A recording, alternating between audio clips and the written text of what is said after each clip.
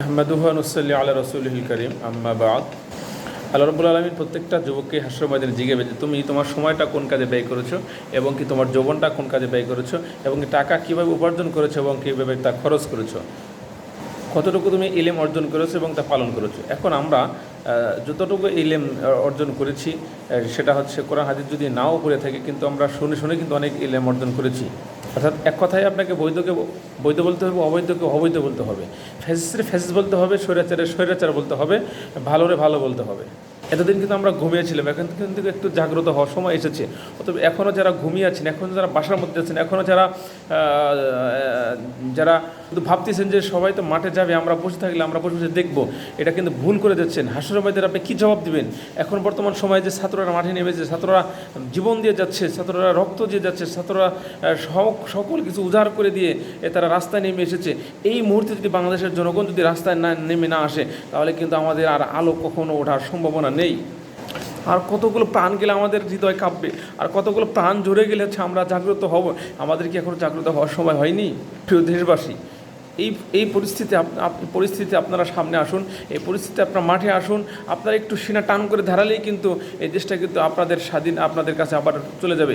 এখন কিন্তু যে পরিস্থিতি 95-90-95 ভাগ মানুষ কিন্তু আমাদের ছাত্রদের পাশে দাঁড়িয়েছে, কিন্তু তারা তাদের মতামত প্রকাশ করেছে, কিন্তু সেই ক্ষেত্রে কিন্তু মাঠে কিন্তু অনেকে নামেনি, মাঠে কিন্তু ছাত্ররাই নেমেছে, মাঠ কিন্তু ছাত্ররাই কাঁপাচ্ছে, জীবন কিন্তু ছাত্ররাই দিয়ে যাচ্ছে, রক্ত কিন্তু ছাত্ররাই দিয়ে যাচ্ছে।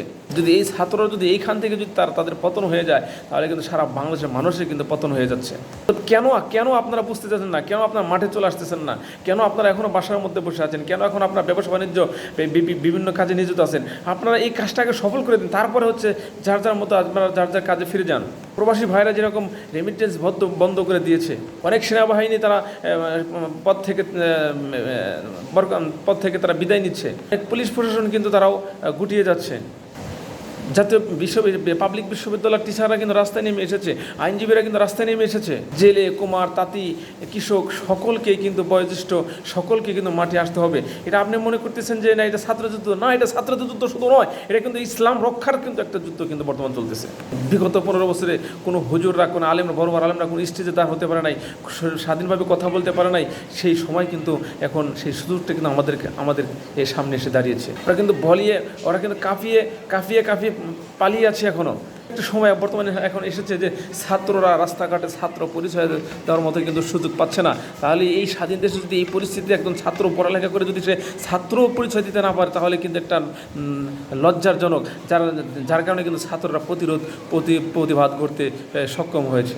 15 থেকে 20-25 বছর বয়সের তরুণরা, 18 থেকে 20 বছর তরুণরা যে ম্যাজিক দেখাচ্ছে, যারা জীবন দিয়ে যাচ্ছে, তাদের সাথে আমরা একত্ববাদ প্রকাশ হয়ে আমরা মাঠে নেমে আসি।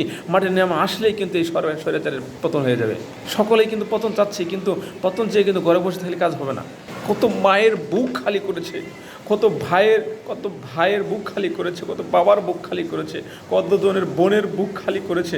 তাহলে এই স্বৈরাচার যে হাজার আমরা জানি শত না হাজারের ঊর্ধ্বে মানুষ মারা গিয়েছে, এতগুলো মানুষ মারা যাওয়ার পরেও যদি বাংলার মানুষ যদি রাস্তায় না নেমে আসে, তাহলে কিন্তু এই দায়ভারটা কিন্তু আমাদের সকলকে নিতে হবে। এর খেসারত কিন্তু আমাদেরকে দিতে হবে। সারা পৃথিবী কোঠা নিয়ে এই আন্দোলনকে নিয়ে সারা পৃথিবী কিন্তু আলোচনা করে যাচ্ছে।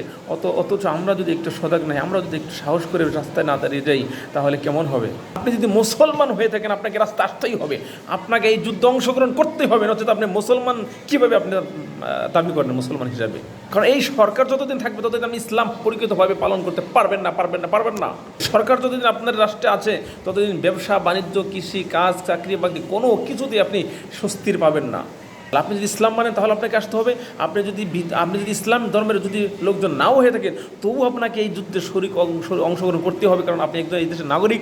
আপনি এই দেশের সকল সুবিধা পাওয়ার জন্য সকল সুবিধা পাওয়ার অধিকার আপনার রয়েছে। সেই সকল সুবিধা কিন্তু আপনি পাবেন না যদি এই স্বৈরাচার হাসিনা সরকার যদি এদেশে আরও অবস্থান করে। এই স্বৈরাচার সরকার শুধু আপনার ইসলামের ক্ষতি করবে তা কিন্তু নয়। এই স্বৈরাচারে কিন্তু যারা ভাবতেছেন আমরা হিন্দু ভাইরা আছি, আপনাদের পিছনেও কিন্তু এই স্বৈরাচার সরকার লেগে আছে। আমরা যদি কাঁচামরিচ 500 টাকাতে কিনে খাই, আপনাদের কিন্তু 500 টাকাতে কিনে খেতে হচ্ছে। আমরা যদি আলু 100 টাকা কিনে খাই, আপনাদের কিন্তু আলু 100 টাকা কেজি কিনে খাওয়া হচ্ছে। অতএব আপনাদেরকে কিন্তু 50 টাকা কেজি কিন্তু কমিয়ে দিবে না। অতএব এই দেশটা আমাদের সকলের, হিন্দু, খ্রিস্টান, বৌদ্ধ, ইহুদি, নাসারা যারা এখানে এই দেশে আছে সকলে এই দেশের নাগরিক, সকলে এই দেশে যার ধর্মীয় অনুসরণ করবে, যার যার ধর্মকে মানবে, যে রুজি রোজগার করে খাবে, স্বাধীনভাবে রুজি রোজগার করে হালাল রুজির উপার্জন করবে, এটা সবারই নৈতিক দায়িত্ব রয়েছে, সবারই অধিকার রয়েছে। যে পরিস্থিতি শ্রীলঙ্কার মধ্যে যদি এই রাষ্ট্র হয়ে যায়, এই দেশটা যদি অস্থিতিশীল হয়ে যায়, এই দেশটা যদি হাহাকার শুরু হয়ে যায়, মানুষ কী করবে? 17-18 কোটি মানুষ কি আপনারা কখনো ভেবে দেখেছেন যে তখন মারামারি, কাটাকাটি, হোনাহানি, চুরি, ডাকাতি, বদমাশি সকল কিছু তো কিন্তু তখন কিন্তু হয়ে যাবে গা। অতএব এখনও সময় আছে, আপনারা দ্রুত মাঠে আসুন, ছাত্রদের সাথে নেমে আসুন। ছাত্ররা যে দাবি দেওয়াগুলো দিয়েছে, 9 দফা দাবি দিয়েছে, এই 9 দফা দাবি যেন সরকার মেনে নেয়, সরকারকে মেনে নিতে বাধ্য করতে হবে, সরকারকে গদি ছাড়তে হবে। ছাত্ররা কিন্তু বলেনি তুমি গদি ছেড়ে দাও, ছাত্ররা যে 9টা দাবি দিয়েছে, এই 9টা দাবি যদি মেনে নেয়, এই দেশটা আপনিই স্বাধীন হয়ে যাবে। কী দাবি সেখানে রয়েছে? হাসিনাকে ক্ষমা চাইতে হবে এবং সকল দায়ভার, হত্যার দায়ভার হাসিনাকে নিতে হবে। 4-5টা কলেজে ঢাকা, চট্টগ্রাম, জগন্নাথ, জাহাঙ্গীরনগর বিশ্ববিদ্যালয়ে বিশদেরকে অব্যাহতি দিতে হবে, সেখানে বরখাস্ত করতে হবে। এবং কি 5টি মন্ত্রী রয়েছে, ওবায়দুল কাদের সহ 5টা মন্ত্রিত্ব কিন্তু পদত্যাগ করতে হবে। সকল বিশ্ববিদ্যালয়ে কিন্তু ছাত্র রাজনীতি কমিটি বন্ধ করতে হবে, শুধু ডাকসু থাকবে। ডাকসু থাকলে কমিটি না থাকলে ছাত্রলীগ আপনি দমন হয়ে যাবে। যে সমস্ত আমলারা যারা গুলি চালিয়েছে, এসপি, ডিসিরা, জেলা প্রশাসক এবং কি ম্যাজিস্ট্রেটের অধীনে যারা গুলি চালিয়েছে, ওই জেলার ম্যাজিস্ট্রেট এবং সেই পুলিশ কর্মকর্তাদের কিন্তু চাকরি থেকে বরখাস্ত করে তাদেরকে মামলা দিয়ে আইনের আওতা আনতে হবে। এটা কিন্তু এই 9টি দফার মধ্যে কিন্তু রয়েছে। অতএব এই দাবিগুলো যদি মানা হয় তাহলে কিন্তু সরকার আপনি কিন্তু পতন হয়ে যাবে। এখন একটা যে সময় এসেছে, সরকার যদি 9 দফা মেনে নেয় তবুও সরকারের বিপদ, সরকার যদি 9 দফা মেনে না নেয় তবুও কিন্তু বিপদ। অর্থাৎ মানলেও বিপদ সরকারের, না মানলেও কিন্তু সরকারের বিপদ। অতএব আমরা সবাই এগিয়ে আসুন, সরকারকে এই দাবিগুলো মানার বাধ্য করতে হবে, তাহলে সরকার আপনি কিন্তু চলে যাবে ইনশাআল্লাহ।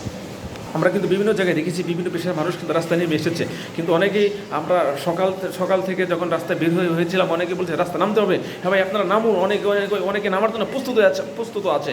আশা করছি ইনশাল্লাহ খুব অচিরে এই আগস্টের মধ্যে ইনশাল্লাহ এই দেশটা আবার পুনরায় স্বাধীন হয়ে যাবে। এই আগস্টের মধ্যে তাদের পতন হয়ে যাবে। এই আগস্টের মধ্যে সারা বাংলাদেশের মানুষ কিন্তু মানুষের মুখে হাসি ফুটবে ইনশাল্লাহ। আমরা আশা করতে যাচ্ছি। এটা আল্লাহ রাব্বুল আলামিনের কাছে আমরা দোয়া করি যে আল্লাহ রাব্বুল আলামিন আমাদের এই আগস্ট মাসে যেন আমাদের দ্বিতীয় স্বাধীন হিসাবে এই রাষ্ট্রকে আল্লাহ কবুল করো। আল্লাহ রাব্বুল আলামিন এই দেশটাকে পুনরায় স্বাধীন হিসেবে কবুল করো।